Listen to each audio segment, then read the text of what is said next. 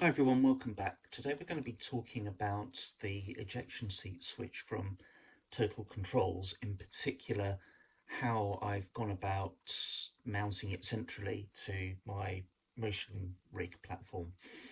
So earlier in the week, Total Controls sent me their ejection seat handle, something I paid for, by the way. I'm not sponsored by Total Controls in any way, shape or form. And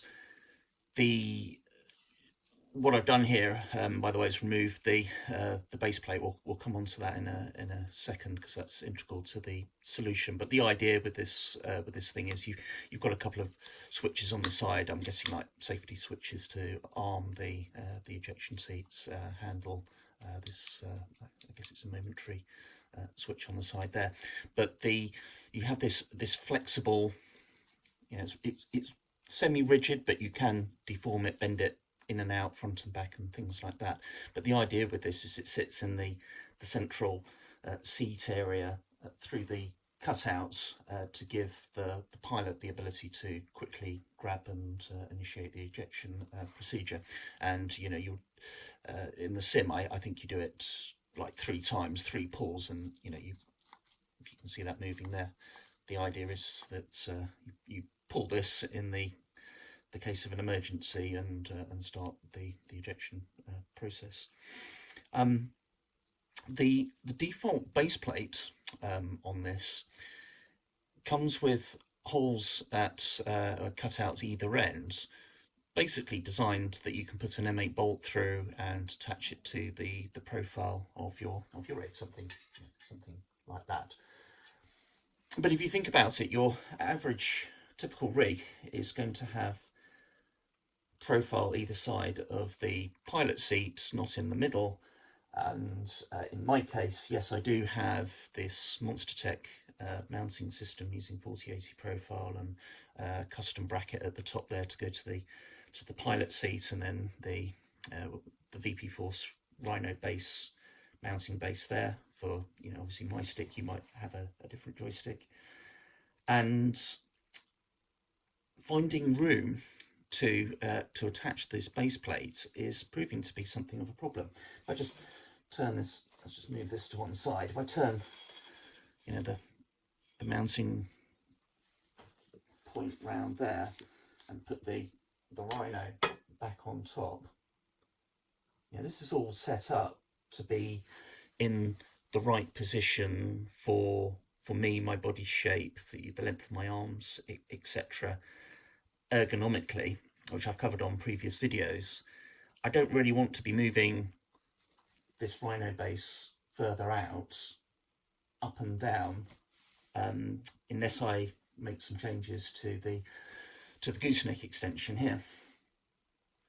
Now, one of the benefits I've yielded from using a long gooseneck extension, in this case it's a 20 centimeter one, is being able to mount this very low in the motion rig and giving myself a little bit of space to work with. And the way I see it, I've essentially got 2 choices with this base plate. I can either mount it here, right next to the joystick, but then of course I'm risking obstruction there. I think it would fit. That is a viable solution. I would need some sort of angle bracket. I need to keep clear of this wheel. Yes, I could move the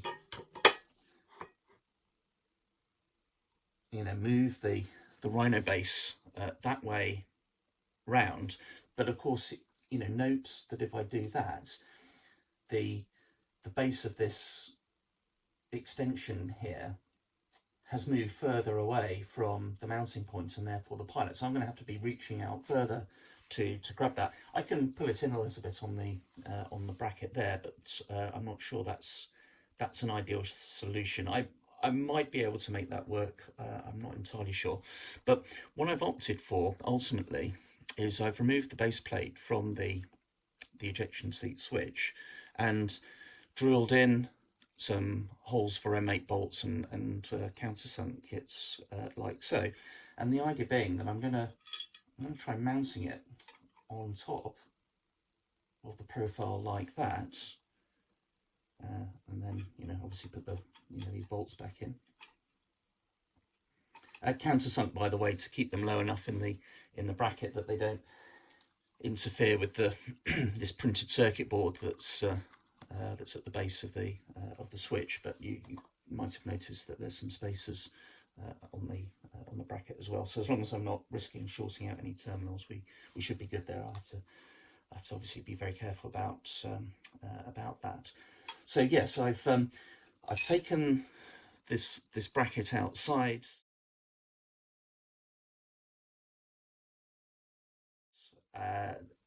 Used a circular saw to basically trim and get the profile as close to the brackets as possible. Removed a little bit off the bottom that was protruding. That also gives us back probably 0.5 centimetre of depth there, just in case any cables and things get pinched at the bottom. And we're going to give that a go in that position and see how that feels. The trick is going to be, how's it going to feel in that position there when you're seated, and how far back can you pull the let me just lift that up there so you can see it, how far back I can pull the grip, which obviously comes into contact there with the ejection seat handle. Now, as I was saying earlier, I can bend this back, and in fact I will, but you can only bend it back so far because, of course, your body's, your legs are left and right around all of this, and you're right up against the crown jewels, as they say. So there's only so much room there, but we're going to give it a go, and I'll show you what that looks like mounted. And if it doesn't work, we've got the fallback position of putting in some sort of bracket here and moving this lower down. I've already got the joystick in its lowest position. It cannot go any lower, nor would I want it to, by the way, because of the length of the extension that's already there. But I'm hoping that has given me enough room to be able to now mount this sensibly, and that work, and the ejection seat handle not sticking too far off the base of the seat, etc. But let's give it a go now and see what it looks like. Right, that's it with the base plate attached to the top of the profile. I just wanted to point out here that these are the spacers that will attach to the PCB at the bottom. It's placed on top, and there's 2 screws diagonally that go down into these. But in order to reattach the ejection seat switch, I've got to bolt through from the other side these these small hex bolts here, and either by a stroke of luck or genius on the part of Total Controls, is they do actually, broadly speaking, line up with the grooves of the profile here. And the reason why that's important is, of course, if you can't access the underside, there's no way you can reattach something here whilst being able to get access to bolt these things through. So I think I'll count my luck there, because it wasn't something I'd factored in originally, and it probably should teach me to pay closer attention to that in future. But anyway, let's give that a go now.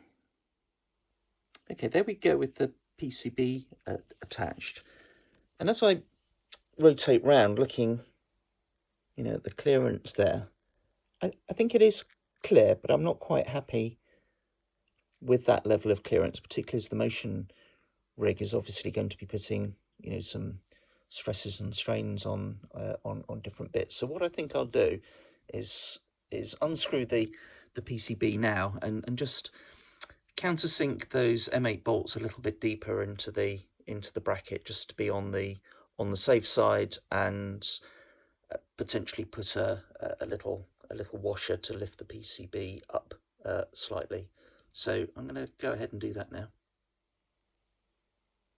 All right, now we've countersunk the M8 bolts a little bit deeper in. Let's take another look there. Yeah, that's looking a lot better. I've got no issues with that, and I don't see the need to put a washer or a spacer then on the between the spacer on the base plate and those bolts on the PCB there. Excellent. Right, so let's get the rest of the switch attached. Okay, here we go with the ejection seat switch now attached to the top of the centre mounted joystick. It was very tight getting all the screws to line up, but you know, if you are going to do it, just take your time, be careful, mark things out. See, I've moved the stickers around a little bit. These don't come with the Total Controls solution. They're just something I've been messing about with myself, giving the motion rig a bit more lifelike feel to it. And that's the action to activate the ejection seat. Right, let's get it mounted to the rig and the joystick put back on the base and see if it all fits and feels right, because that's the most important thing.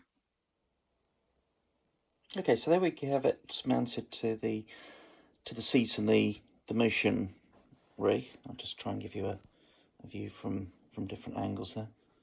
Having to add a bit more light so you can see it. My room's a little bit dark here.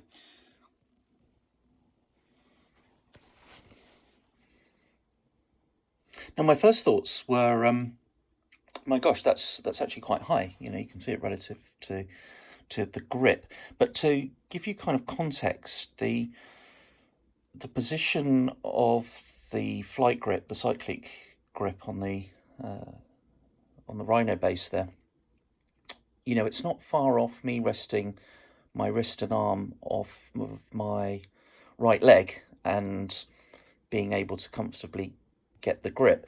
So by the time, you know, I'm sat on the seats, and if you think of, you know, the thickness of thighs and legs and things like that, the actual height of the ejection seats isn't as dramatic as perhaps as it looks here.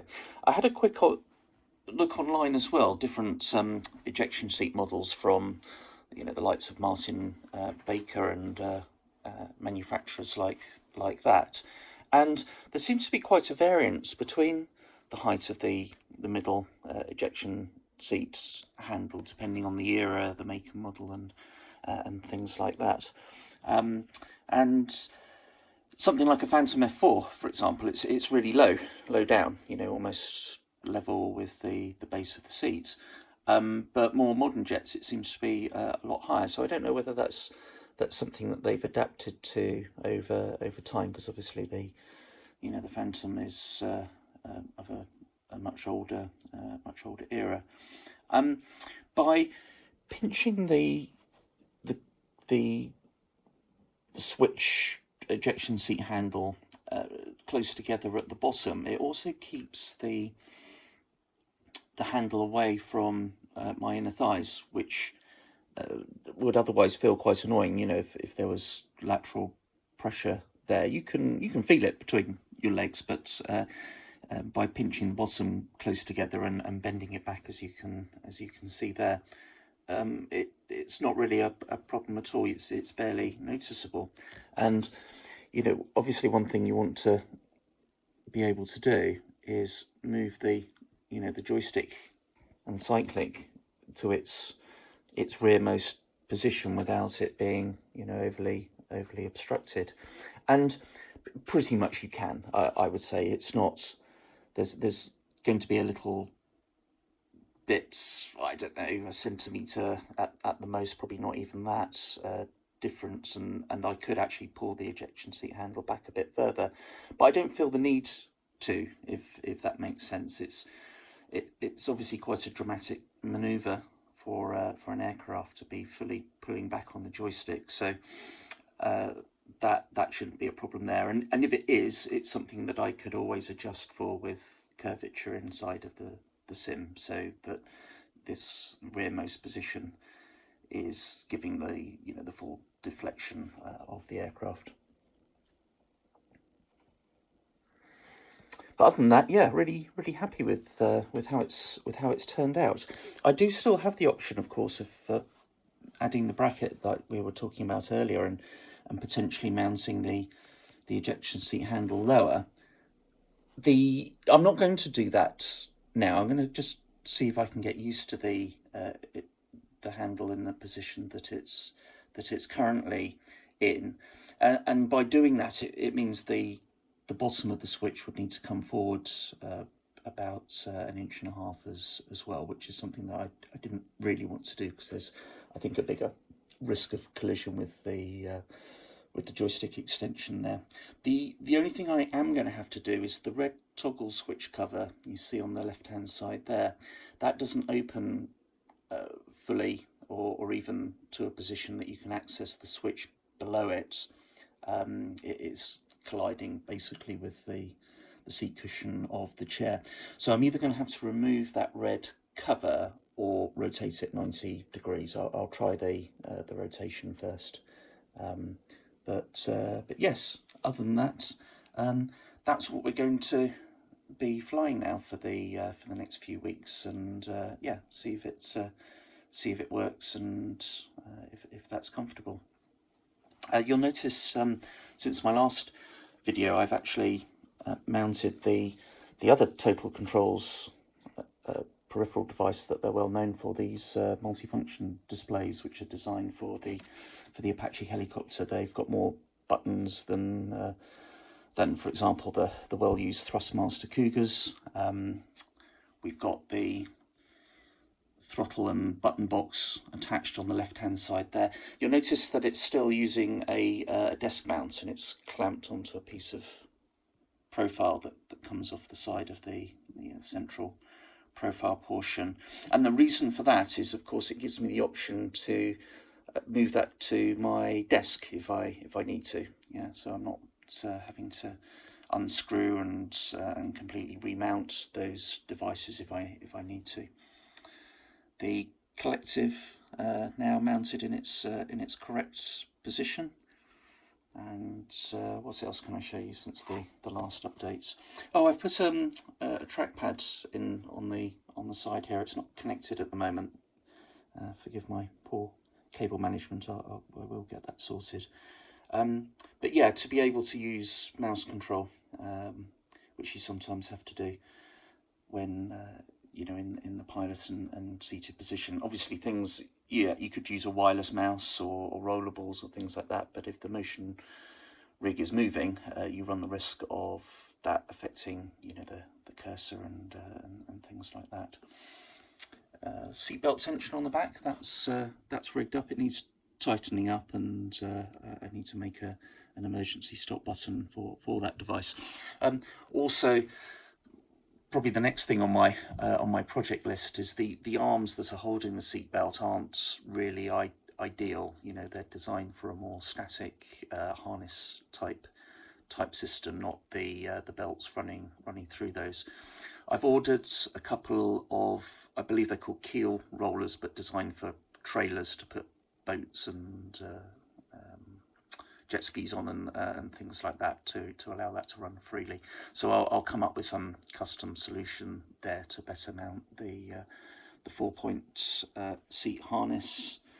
What else have we got here? Yeah, so I've like the other side where the throttle and button box is connected to, I've put these bits of profile that come off the side here, and this is the base plate for the Honeycomb Bravo quadrant, currently sitting over there. That will mount directly here. The Honeycomb Alpha yoke will go on the top when needed, and obviously in that position it's going to be too high, so I can just unscrew the multifunction displays below that, and then lower this crossbeam to the correct height, and if necessary move this section of the rig backwards and forwards. The pedals, I'm happy to say, are in a really good position there. They're properly screwed in and mounted now. The next sort of challenge for me is going to be unpacking and figuring out how the racing sim gear over there underneath the alpha yoke and the crystal headset, how that's all going to come together, because obviously that's a completely different set of pedals, but broadly speaking I'm going to want them to be in a similar position for my feet. So it might be that I'll just completely take out this tray and use the tray that I haven't used yet for the racing pedals, driving pedals. We will see how that goes. I changed my rescue sticker the other day as well. The grey one just wasn't doing it for me, so I'm much happier with that one, pointing towards the on-off power for the motion rig. So a bit of my sense of humour going on there. And lastly, we've got, much to the disgust, I'm sure, of Airbus fans, a Boeing logo sitting on the front of the motion rig. And if you want me to change that to an Airbus logo, that might be possible. I've got nothing against Airbus, but yeah, maybe you should start manufacturing the Apache helicopter, just saying, yeah, which is, you know, the main airframe that I'm building this rig around, and then you know, general aviation and jets, for example, being sort of the next down on the list. Anyway, I hope you found that interesting. There is the ejection seat handle from Total Controls, centrally mounted just behind the VP Force Rhino. So I will see you on the next one.